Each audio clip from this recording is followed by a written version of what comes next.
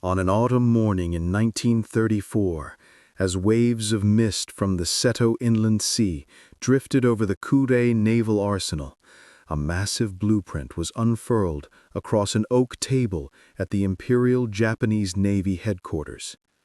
In the dim light, numbers, lines, and technical symbols intertwined like a maze: 72,000 tons, 9 460mm guns, 41-centimeter armor plating. Figures that had never appeared in any naval design before. Behind those cold, precise lines burned an audacious ambition to create the most powerful warship in human history, a symbol of an empire dreaming of dominion over the Pacific. The Japanese gave it a name steeped in ancient pride: Yamato, the old poetic name for Japan itself, cradle of myth and honor. The world at that time was stirring beneath the undercurrents of rearmament. In the West, Nazi Germany was rising from the ashes of the First World War. In the East, industrial giant America watched closely the moves of a small yet ambitious island nation. The 1922 Naval Treaty had limited the size and number of capital ships among the great powers, but Japan felt humiliated, allowed only a fleet 6/10 the size of the US or Britain's. To the Japanese admirals, it was an insult to their national dignity. And so, in the sealed rooms of Kure, they decided to break every limit. If they could not have more ships than America, they would build one that could crush them all. Admiral Yamamoto Isoroku, who would later command the Pearl Harbor attack, was then an officer seeking balance between tradition and modernity. He understood the rising power of the aircraft carrier, yet he also knew how deeply Japan's national pride was bound to the image of the great battleship, where samurai honor was forged in steel. During design meetings, he would often listen in silence, occasionally asking one quiet question: if an enemy shell pierces our armor, will the crew still have time to see the sun? The room would fall silent. The engineers bowed and returned to their drawings, thickening the armor, widening the hull, refining the torpedo defenses. They were not merely building a ship, they were shaping an indestructible embodiment of Japan's honor. The Kure shipyard became a fortress of secrecy. Locals were ordered to shutter their windows, forbidden to look toward the bay. Engineers and workers lived in isolation, cut off from their families for months.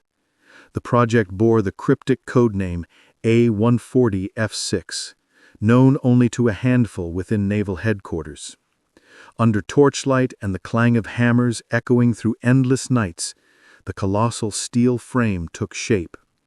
Each half-meter armor plate weighed tens of tons, welded into what seemed an impenetrable shell. In the center of the ship stood 3 enormous rotating turrets, each mounting 3 460mm guns, firing 1.5-ton shells that could reach targets over 40 kilometers away. Every salvo unleashed pressure waves powerful enough to flatten everything nearby, the sea beneath trembling like an earthquake. As the structure grew, its staggering scale became clear. Yamato stretched 263 meters long, as tall as a 20-story building, carrying more than 3,000 crew. Her 4 turbines generated nearly 150,000 horsepower, driving the 70,000-ton behemoth at 27 knots. Inside was a labyrinth of passageways. On an autumn morning in 1934, as waves of mist from the Seto Inland Sea drifted over the Kure Naval Arsenal, a massive blueprint was unfurled across an oak table at the Imperial Japanese Navy headquarters. In the dim light, numbers, lines, and technical symbols intertwined like a maze. 72,000 tons, 9 460mm guns, 41-centimeter armor plating, figures that had never appeared in any naval design before. Behind those cold, precise lines burned an audacious ambition to create the most powerful warship in human history, a symbol of an empire dreaming of dominion over the Pacific. The Japanese gave it a name steeped in ancient pride, Yamato, the old poetic name for Japan itself, cradle of myth and honor. The world at that time was stirring beneath the undercurrents of rearmament. In the West, Nazi Germany was rising from the ashes of the First World War. In the East, industrial giant America watched closely the moves of a small yet ambitious island nation. The 1922 naval treaty had limited the size and number of capital ships among the great powers. But Japan felt humiliated, allowed only a fleet 6/10 the size of the US or Britain's. To the Japanese admirals, it was an insult to their national dignity. And so, in the sealed rooms of Kure, they decided to break every limit. If they could not have more ships than America, they would build one that could crush them all. Admiral Yamamoto Isoroku, who would later command the Pearl Harbor attack, was then an officer seeking balance between tradition and modernity. He understood the rising power of the aircraft carrier, yet he also knew how deeply Japan's national pride was bound to the image of the great battleship, where samurai honor was forged in steel. During design meetings, he would often listen in silence, occasionally asking one quiet question.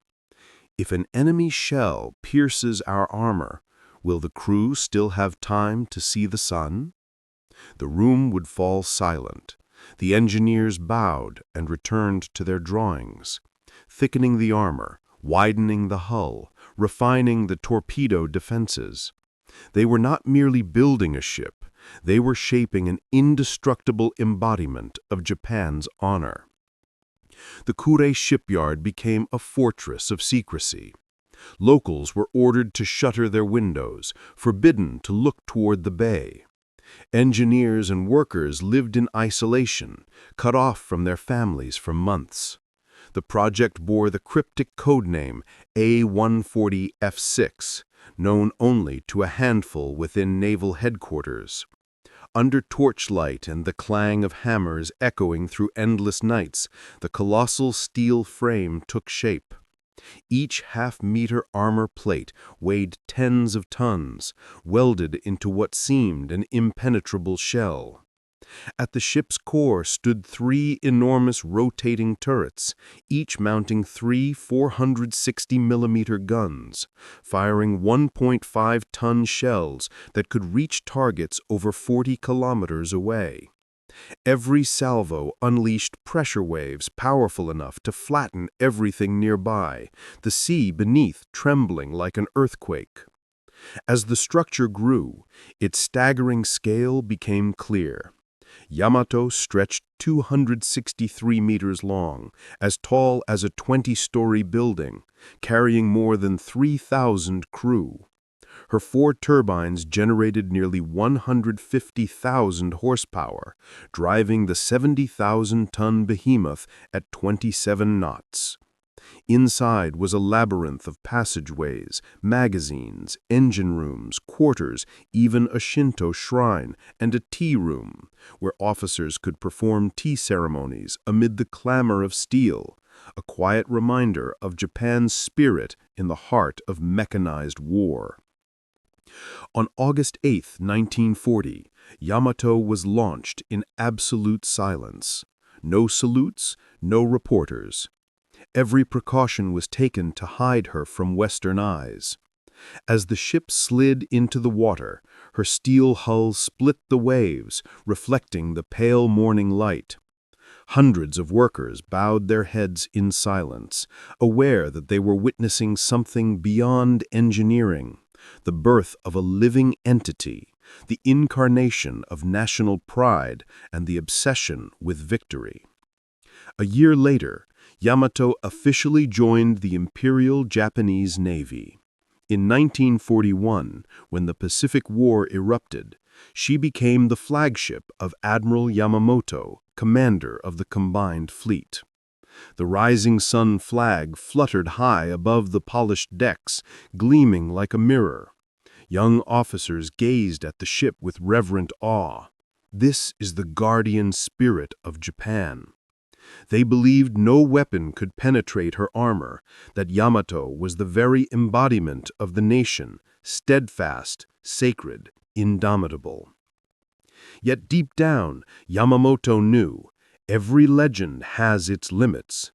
He once warned an American colleague before the war, "If I must fight the United States, I can run wild for 6 months.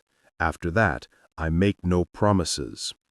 But his warning was ignored by those intoxicated with the illusion of the Yamato spirit, the belief that willpower could surpass technology, honor could replace fuel, and loyalty could stand against. After Yamato's launch, the Seto Inland Sea returned to its usual calm.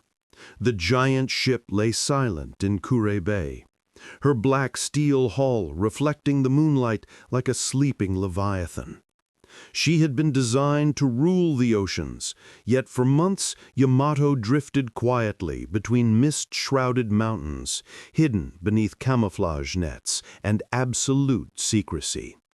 To the townspeople nearby, she was no more than a few dim lights in the night, a distant foghorn echoing through the dawn, a steel dragon imprisoned in a cave, waiting to be awakened. In December 1941, the attack on Pearl Harbor ignited the Pacific War. When news of victory reached Tokyo, thousands poured into the streets in celebration. Japan believed it had achieved the impossible, crippling the U.S. Pacific Fleet in a single morning. Yet, amid the cries of Banzai, Yamato remained still in Kure Harbor. She had not fired a single shot, nor seen an enemy. To the admirals, Yamato was too precious to risk, a jewel that must never be scratched.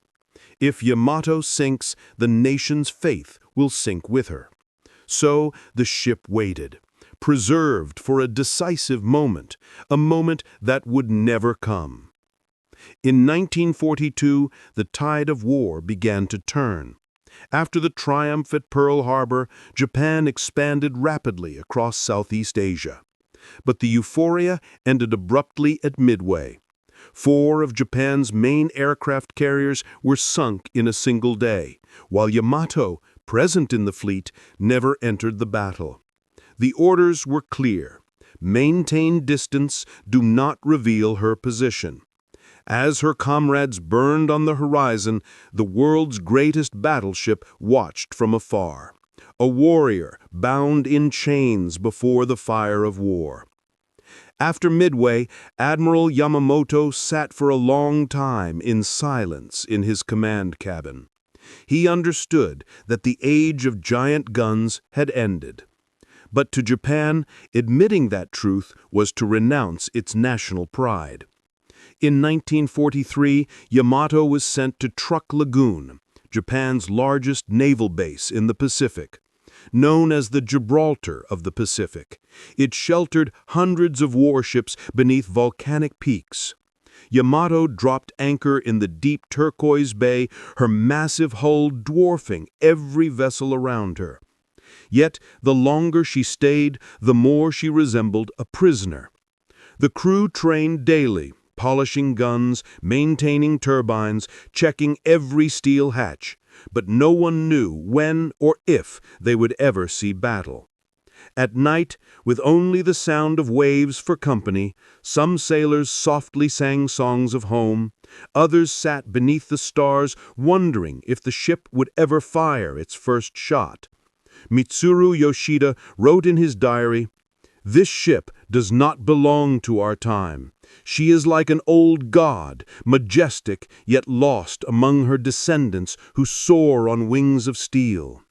Indeed, as the skies filled with Zeros and Betty bombers, Yamato remained motionless, waiting for an old-fashioned sea battle, a kind of war the world had already left behind. By 1944, as America launched its counteroffensive, Yamato was finally summoned to join the Battle of Leyte Gulf, the largest naval battle in human history. For the first time, her 460-millimeter guns roared to life, shaking the ocean itself. Massive shells tore through the air, splashing down to form columns of water as tall as buildings. Each salvo was an earthquake. Yet, despite that power, her guns found no target. The American ships stayed beyond reach, hidden by smoke and waves of carrier-based attacks. Meanwhile, her sister ship Musashi was struck by over 400 American aircraft, hit by dozens of bombs and torpedoes, and finally sank with more than 1,000 men aboard. When the news reached Yamato, silence fell across the decks. They all understood that if Musashi, Yamato's twin, could be torn apart by aircraft, then the unsinkable ship was nothing but a hollow promise. After Leyte, Yamato returned to Japan in silence. The combined fleet was no longer a proud armada, but a dying ghost. The once bustling port of Kure now lay in ruins, charred hulls, drifting oil smoke, and silence. Japan was running out of fuel. Each time Yamato's engine started, it consumed more than the nation could spare. Engineers calculated that the oil burned in a single day could power Tokyo for a week. And so, the decision was made to keep her anchored. The steel giant built to rule the seas was now paralyzed, a monster without blood, without fuel. By the winter of 1944, snow blanketed the docks, and Yamato stood as a lonely shadow in the fog. The remaining crew spent their days polishing brass and repainting the hull, busy work for a ship that might not sail again. At night, the sound of metal echoed faintly through the corridors like weary sighs. Some swore they could hear the ship groaning in her sleep, a chained creature dreaming of the storm. In Tokyo, admirals spoke publicly of a final counterattack, but it was only to comfort the people. They knew the truth. America's power now dwarfed Japan's. Hundreds of carriers and thousands of planes advanced closer each day. Yamato remained trapped at Kure, not only for lack of fuel, but because no one dared risk the nation's symbol in a hopeless fight. The great battleship had become a decoration of pride, a relic to display in reports rather than a weapon of war. The crew began to understand this bitter reality. In a letter home, Yoshida wrote, "We train every day as if for battle, but in our hearts we know there is no place for us in this war. The carriers and their planes rule the skies, and we are left with nothing but an empty sea." It was the voice of a generation caught between two eras. Men born to fire cannons, doomed to die beneath propellers. By March 1945, as grim news from Okinawa reached them, the mood aboard Yamato turned heavy. Everyone knew that one day soon the order would come, not to fight and return, but to sail and never come back. Sailors quietly mended their uniforms, polished their swords, and wrote farewell letters. On deck, Yoshida gazed out over the still water and penned the final line of this chapter of the legend. "We are warriors forgotten by a new age. This ship was born to rage amidst storms, yet now it waits only for the storm that will claim her." As moonlight fell across her vast hull resting in the harbor, small rust spots began to bloom along the armor. The symbol of eternal strength had finally met time itself. And though no one said it aloud, everyone aboard knew Yamato would not remain in her cage for much longer. March 1945. The spring wind swept across the Seto inland sea, carrying with it the scent of salt and old oil. In the Kure shipyard, Yamato lay silent, a colossal hull in hibernation. Rust crept along her steel armor, paint peeled in flakes, and whenever the engines were tested, the entire harbor trembled like the sigh of a chained beast. Japan was exhausted. American bombs rained down on Tokyo, Nagoya, and Osaka, burning thousands of homes. Hundreds died each day, and the combined fleet no longer had enough fuel to move. In that bleak hour, the Naval General Staff made its decision. Yamato would sail one final time. The operation's codename was Ten-Go, meaning heavenly action. But everyone knew it was not a mission, but a death sentence written in the language of honor. The official goal was to reach Okinawa, land a force, and defend against the U.S. invasion. The real plan, however, was brutally simple. Yamato and a few escorts would charge toward the island, fire every shell they had, then beach themselves to fight as a fixed fortress until the very last round. No return, no resupply, no survival. On April 4, 1945, Admiral Seiichi Ito, commander of the battleship force, received the order. He was silent for a long time. Witnesses said he folded the paper, looked down at the ash-covered desk, and murmured, "They want us to die to prove the Navy's honor. Then we shall die properly." Word of the operation spread quickly among Yamato's crew. Some cheered for the chance to fight once more. Others sat quietly by the railings, clutching letters never sent. In his diary, Officer Mitsuro Yoshida wrote, "No one asks whether we will survive. The only question is whether we are worthy of this death." On April 5, 1945, Yamato began refueling, the fleet's last reserves, enough for only half the voyage. No one complained. Under the cold dawn light, fuel trucks lined up like a funeral procession, pumping the dark liquid into the ship's belly. Each thump of the pump echoed like a drumbeat, sending souls to sea. On deck, sailors polished the armor, wiped away salt dust, and raised a massive rising sun flag at the stern. Some tied white headbands marked Ichi, meaning one heart. Others carved their names into the steel rails, leaving behind proof of existence. In the galley, the cook prepared beef curry, a rare treat after months of shortages. The crew ate in silence. The atmosphere was somber, yet strangely radiant, like a feast for those who already knew they were ghosts. On dawn on April 6, 1945, Yamato lifted anchor. Escorting her was the cruiser Yahagi and 8 destroyers. From afar, the 72,000-ton Leviathan cut through the waves, trailing white steam, the last steel beast leaving its lair. Workers at Kure stood on the shore, removed their caps and bowed. Some wept, others simply watched as the ship's shadow faded into the horizon. They knew they were witnessing the final voyage of a legend.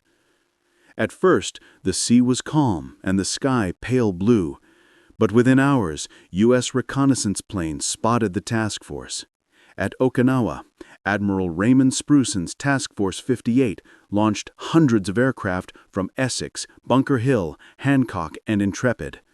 The southern sky darkened with wings of steel. By noon on April 7th, Yamato's radar screens glowed with incoming signals. Alarms blared. The ship went to full battle stations. 25mm guns roared, barrels glowing red. 127mm mounts turned toward the clouds, awaiting targets. Admiral Ito stepped onto the command desk, sea wind whipping his coat. He looked up at the dim sky and said, "It's time. Let Yamato out of her cage." Within 30 minutes, the first assault struck. Over 150 American planes dove in from 4 directions, bombers and torpedo squadrons. Yamato's anti-aircraft batteries erupted in a storm of fire. Hundreds of shells burst in the air, forming walls of flame. Some planes were hit and spiraled down in smoke, but most pressed the attack. Every explosion shook the hull. Seawater and burning oil sprayed across the decks. At 1:20 p.m., the first torpedo slammed into her port side. Yamato heeled, but the pumps kept her balanced. Damage crews shouted, sealing ruptures and draining water. But the next waves came relentlessly. Armor-piercing bombs detonated on the deck. Anti-aircraft mounts were torn apart, and hundreds died instantly. One American pilot later recalled, "We attacked from 10,000 feet, and still the smoke rose higher than we were." By 2 p.m., Yamato had taken at least 10 torpedoes and 7 heavy bombs. Her engines were crippled, steering jammed. The giant leaned 20 degrees, then 30. Seawater flooded the magazine rooms. Some officers urged abandoning ship, but Admiral Ito refused. "All who still live, fight to the end," he ordered. Then he turned to Captain Kosaku Aruga, bowed, and walked back into the command room to stay until the end. At 2:20 p.m., the list reached 45 degrees. Turret number 2 exploded, triggering a chain reaction. The entire ship erupted in a blinding fireball, so bright that American pilots miles away saw it flare against the clouds. In seconds, the world's largest battleship broke apart and sank, taking 3,056 of her 3,332 crew with her. When the smoke cleared, only a few dozen survivors floated amid the oil-black sea. They stared at the churning whirlpool where Yamato had been, red-hot fragments sinking out of sight. Yoshida, one of the survivors, later wrote, "When Yamato exploded, it felt as though part of the nation's soul exploded with her." That evening in Tokyo, the military communiqué was brief. "Our special task force has fulfilled its sacred duty, fighting bravely off Okinawa." No one dared speak the truth that Yamato, the last symbol of Japan's pride, had gone down, dragging with her the empire's final dream. And yet, in defeat, Yamato became more than a ship. She was a monument to blind loyalty and absolute courage. Perhaps that is why her story never sank with her steel corpse. In later years, fishermen in the East China Sea whispered that on moonlit nights they could still hear a metallic hum beneath the waves, the heartbeat of the beast, still echoing not for war, but for a nation's grief. Yamato had left her cage and never returned. Morning, April 7th, 1945. The East China Sea wore a heavy coat of leaden gray. On its still surface, thick fog drifted like a funeral shroud, covering the massive silhouette of a ship sailing toward its destiny. On Yamato's deck, everyone knew, today they would not return. No one harbored illusions. They all understood that the ship was no longer a weapon of war, but a sacrifice offered by a dying empire. The night before, the wind had changed. In the officers' quarters, bottles of sake were opened and shared for the last time. Some men wrote letters to their wives, asking them not to weep when the news came. Others quietly sharpened their swords, as if preparing for a Shinto ritual. Officer Mitsuru Yoshida wrote in his diary, "We no longer fight to win. We fight to die in a way worthy of the name Yamato." On the bridge, Admiral Seiichi Ito stood motionless, watching the horizon as the fog slowly lifted. His face was hollow from sleepless nights. Beside him, Captain Kosaku Aruga silently adjusted his binoculars. Both men knew that every order from this point forward was mere ceremony. The scythe of the war god had already been raised before they left Kure. 8 a.m. The sky cleared. Yamato led her formation southward with the cruiser Yahagi and 8 destroyers, Asashimo, Fujisuki, Suzutsuki, Hamakaze, Isokaze, Yukikaze, Kasumi, and Hachishimo. The 72,000-ton Leviathan sliced through the sea, her steel hull trailing white steam. Sailors lined the deck in silence, the rising sun flag whipping in the wind. None spoke, but the same thought glimmed in every eye. If this is the end, let it be magnificent. 9:20 a.m. Radar detected incoming aircraft. To the west, tiny dots appeared in the sky, then multiplied, merging into dark swarms. Admiral Ito knew the American fleet had found them, and that no carrier, no air cover could save them from what was coming. He gave his orders calmly. Prepare for battle. Open the gun ports. Every man to his post. Yamato will not retreat. 10:45 a.m. The first wave struck.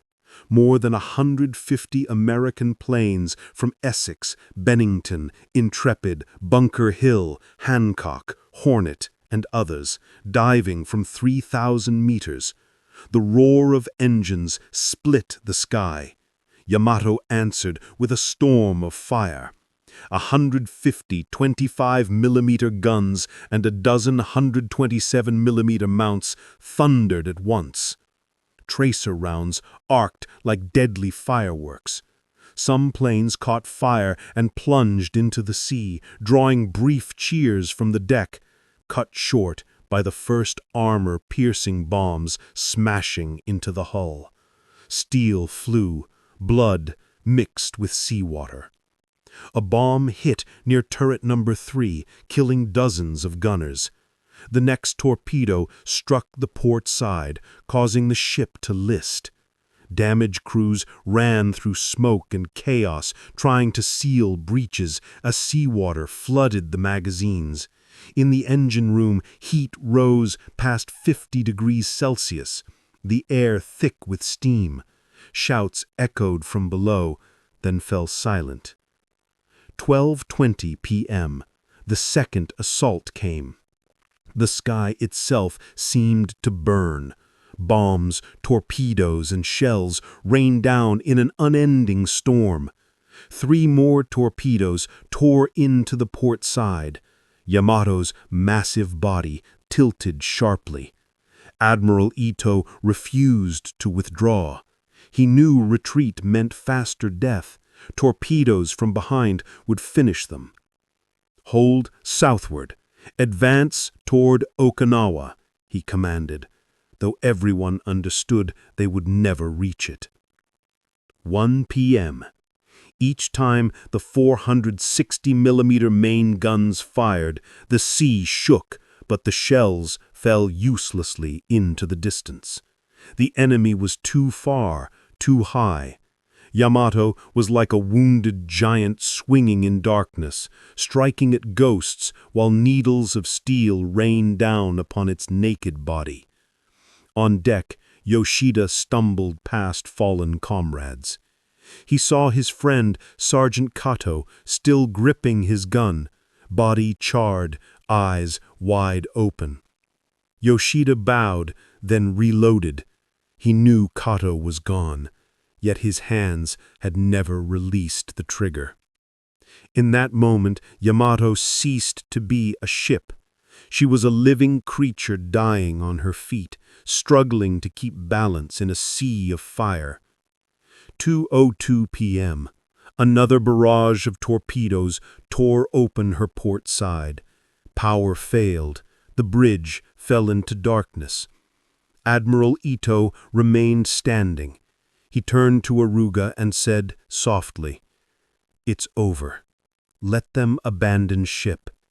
But Aruga shook his head. "No, sir. Yamato never flees." 2:20 p.m. The final order rang out. All personnel without duties, abandon ship if you can. Combat crews, hold your stations. A long, low siren moaned, heavy and mournful, like the voice of the deep. Some men leapt into the sea, most stayed, holding each other's hands. 2:23 p.m. Turret number 2 exploded. Fire cascaded into the main magazines. Pressure ripped the hull apart. In a single instant, Yamato became a blazing sun, a fireball so bright that pilots 8 kilometers above saw it flash like a second sunrise. A mushroom cloud rose 6,000 meters into the air, the death mark of the last giant of the Steel Age.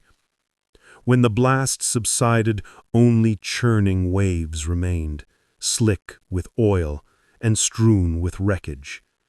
From afar, the surviving destroyers looked on, tears streaming down their faces. Yamato was gone, taking more than 3,000 souls with her. On the Yukikaze, a young officer whispered, "This is the end of the empire." No one answered.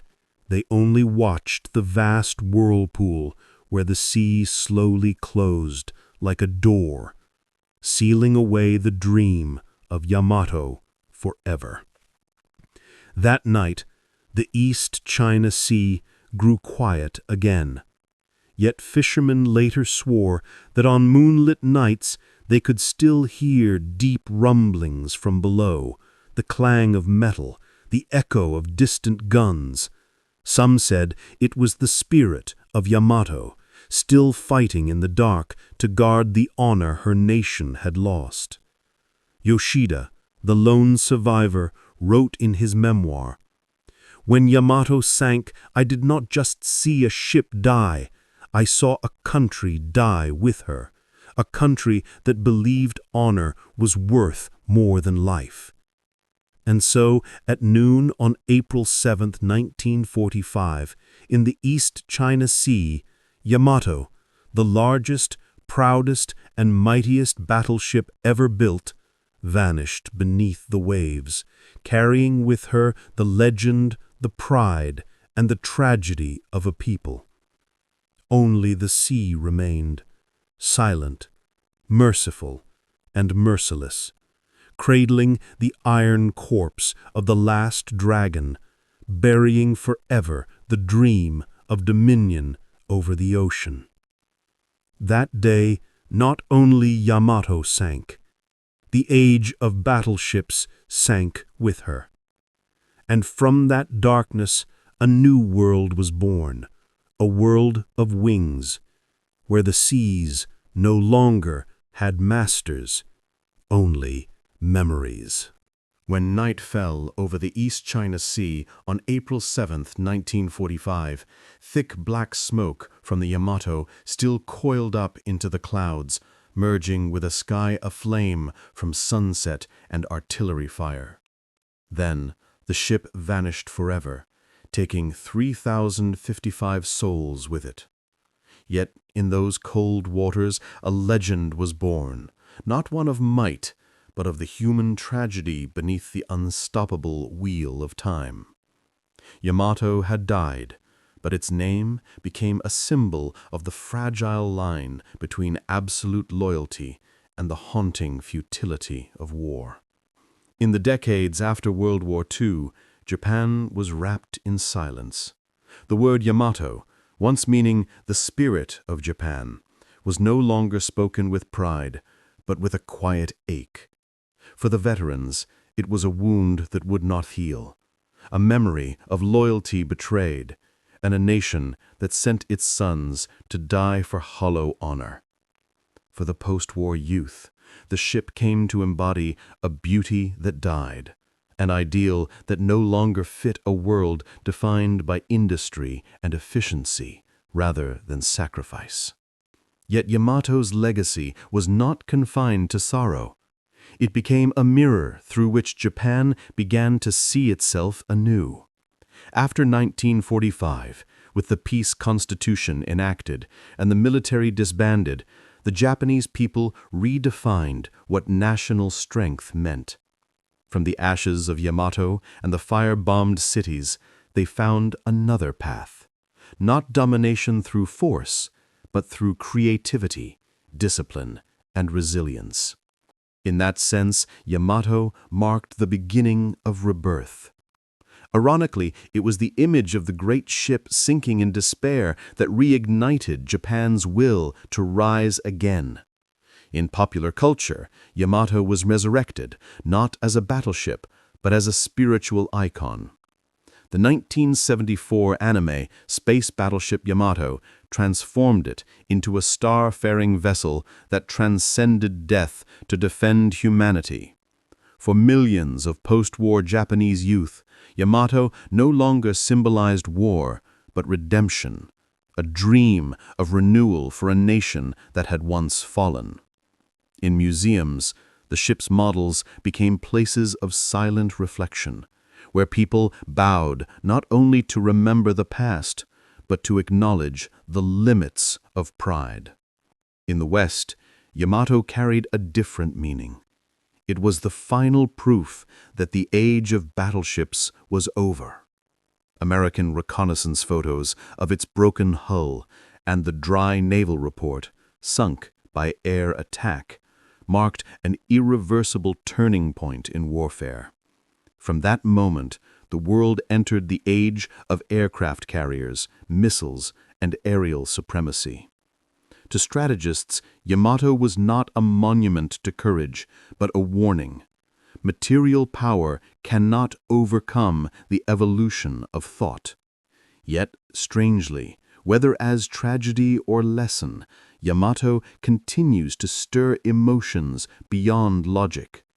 There is something timeless in the image of the colossal ship, majestic, solitary, and then engulfed by the sea, that defies indifference. It captures humanity's fate in an age we can no longer control.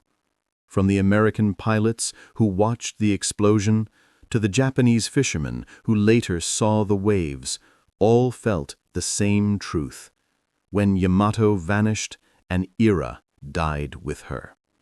Today, the ship's remains rest 340 meters beneath the East China Sea, split in two, its 460-millimeter gun barrels snapped like the bones of a fallen god. Occasionally, exploration teams dive down with wreaths and incense. In the dim blue light, the corroded steel still curves with the proud outline of its bow. There are no flags, no guns, only silence. And in that silence, a lingering presence remains, not of war, but of memory. Yamato is no longer a warship. It has become a metaphysical symbol, at once pride and repentance. It reminds us that blind loyalty can destroy, yet steadfast spirit, even in error, can form the foundation for renewal. Like Japan itself, rising from ashes, yet forever bowing before its past, Yamato endures, silently guarding a fragment of the nation's soul. At the modern port of Kure, where the ship was once built, visitors can see a full-scale model inside the Yamato Museum. Beneath the white light and faded photographs, a plaque reads, "The Glory and Tragedy of Yamato, a lesson for the future." No words of victory, no praise of naval power, only silence. And in that silence, Japan has found reconciliation with itself.